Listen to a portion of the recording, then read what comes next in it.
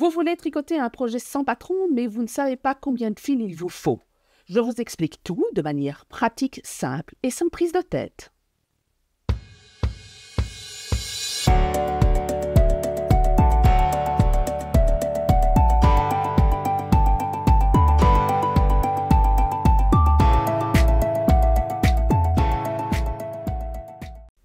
Bonjour à tous, bonjour à toutes. Ici, c'est Christelle New, Christelle LK, designer tricot, et ceci n'est pas un podcast. Aujourd'hui, ce ne sera pas un podcast. Aujourd'hui, on va faire une vidéo technique pratique.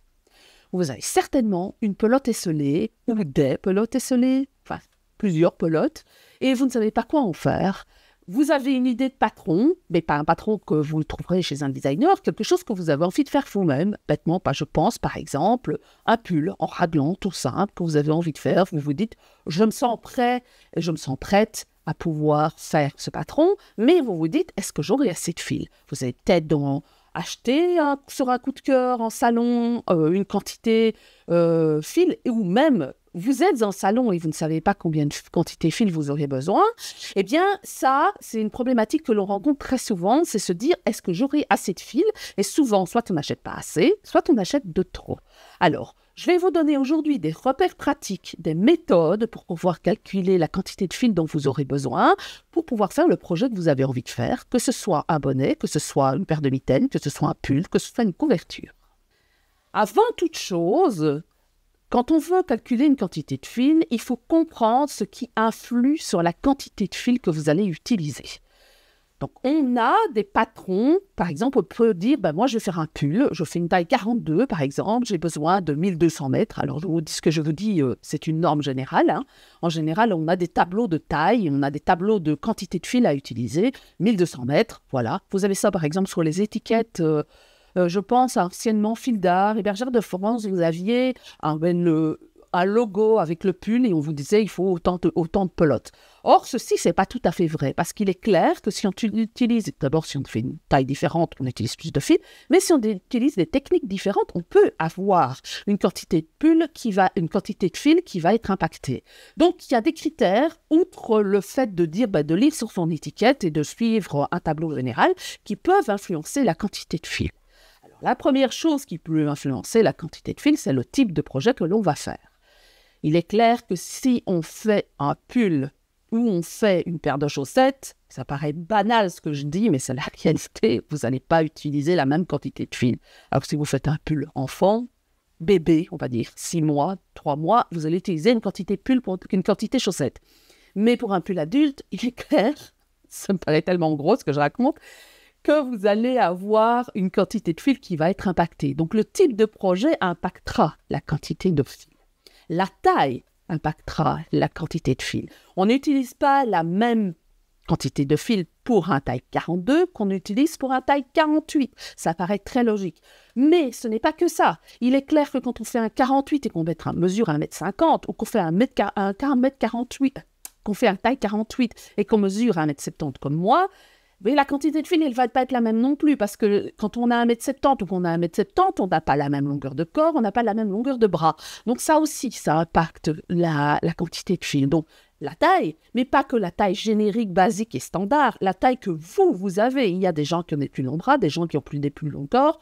Voilà, tout ça, ça impacte la quantité de fil, forcément, parce que si on va à long buste et un court buste, on doit allonger de quelquefois 5, voire 7, voire 10 cm, et forcément, ça a un impact sur la quantité de fil.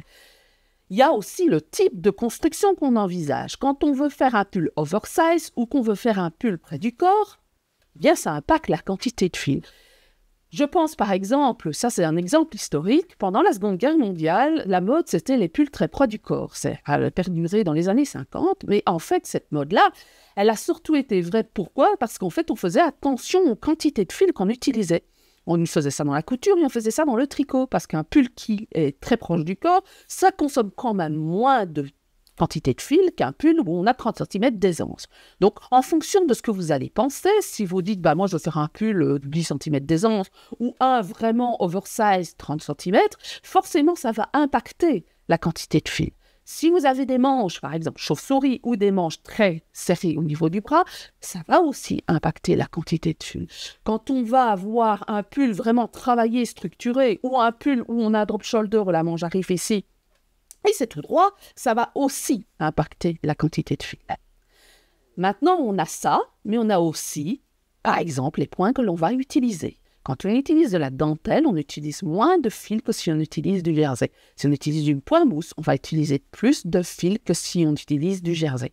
Alors, il y a des grands critères, des grandes normes au niveau de la quantité de fil. Le jersey va contenir X centimètres, X mètres, plutôt pas centimètres, X mètres, mais quand on, par exemple, on fait du point mousse, il faut compter 20 à 30% en plus parce que ça fait un fil plus épais, on tricote tout à l'endroit.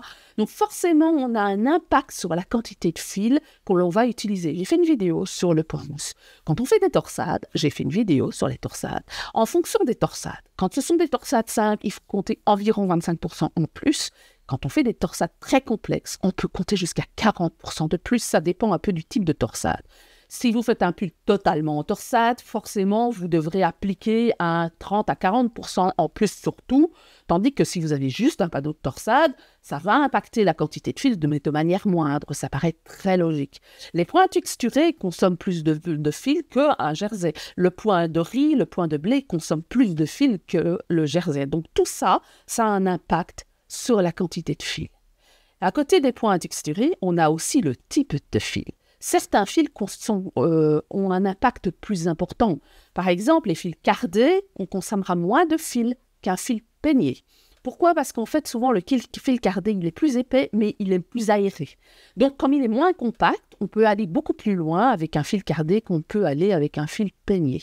Les fibres en tant que telles que le lin, le coton vont consommer un peu plus de quantité que l'alpaga, par exemple. Donc, les fils très aériennes, très légères, vont avoir un impact sur la quantité de fil que vous allez utiliser. Donc ça, ce sont les critères généraux à prendre en compte. Quelle est la taille que vous allez utiliser, quel est le type de construction que vous allez faire, quelle est la matière que vous allez utiliser, si vous allez intégrer des points texturés ou pas. Tout ça a un impact sur la quantité de fil. Alors, outre ça, en fait, on peut quand même calculer la quantité de fil en ayant des estimations. Alors, toujours, on fait des estimations, ça reste une estimation, parce qu'il y a des personnes qui tricotent aussi, parce que ça aussi, c'est un critère qui est important. Les personnes qui tricotent large et les personnes qui tricotent serré, elles consomment un fil de manière différente. Par exemple, moi, je sais pertinemment bien que je consomme une quantité relativement normale par rapport à des personnes qui vont tricoter beaucoup plus large que moi. Donc, ça aussi, ça a un impact. Et donc, on va trouver de manière technique, si vous voulez, la quantité de fil que vous allez pouvoir tricoter de manière individuelle. Alors, il y a des techniques quand on est designer pour pouvoir calculer la quantité de fil en fonction des tailles. Alors là, c'est très mathématique, mais vous, en tant que personne lambda qui tricotez un patron pour vous-même, ou pour votre mari, ou peu importe, vous allez pouvoir calculer la quantité de fil qui convient pour vous en fonction de votre façon de tricoter. Le meilleur ami de la quantité de fil, estimé, c'est l'échantillon. Alors, c'est quelque chose que je répète et que je répète et que je répète. Il est clair qu'il y a des grandes guidelines, je vous les citerai après, où vous pouvez dire, en sport, ou en diké, ou en haran, moi, pour une telle taille, j'aurai plus ou moins autant de fil. Voilà, plus ou moins. Il y en a, ça ne gêne pas d'acheter 2 plots de plus. Il y en a, ils vont se dire, non, j'ai pas envie d'avoir des restes. Mais sinon, si vous voulez être rigoureux, vous faites un échantillon. Simplement, vous faites un échantillon. Alors, pour cette méthode-là, vous aurez besoin de vos aiguilles, de votre fil, d'une balance, d'un papier et d'un crayon. Alors, commençons d'abord. Vous allez faire votre échantillon. Votre échantillon, on le fait dans les règles de l'art. L'échantillon, on le fait suffisamment grand. Alors, on pourrait se contenter d'un 10 sur 10, mais idéalement, on fait un grand échantillon quand on veut tricoter pour avoir un poids correct, même une estimation de poids correct, on pourrait le faire en 10-10 pour le poids, mais par contre, pour les mailles et pour les rangs, c'est mieux de le faire très grand pour éviter les déformations des côtés des lisières, pour pouvoir avoir un échantillon qui est moins menteur. Alors, je rappelle les règles de base. Quand on fait un échantillon dans la manière dont on va tricoter, avec les aiguilles que l'on va utiliser, avec la méthode qu'on va utiliser. Si on tricote en rond, on va tricoter un échantillon en rond. Si on tricote à plat, on va tricoter un échantillon à plat. Il faut prendre en considération le fait que, par exemple, certaines personnes ont un échantillon qui change en fonction du diamètre du projet, qui vont avoir un échantillon donné X lorsqu'elles tricotent un pull, et une fois qu'elles vont attaquer les manches, elles vont tricoter soit plus serré, soit plus lâche. Donc ça, il faut prendre ça en considération. Ne partez pas bien en tête en vous disant « c'est bon, j'y arriverai, il n'y a pas de souci ». L'échantillon se fait dans des techniques spécifiques, donc 20 cm en rond, par exemple, si on veut faire un pull en rond. Pourquoi ? Pour éviter justement ces lisières qui déforment le côté et pour avoir quelque chose le plus proche possible. Donc, une fois que vous avez fait votre échantillon, vous allez peser votre échantillon.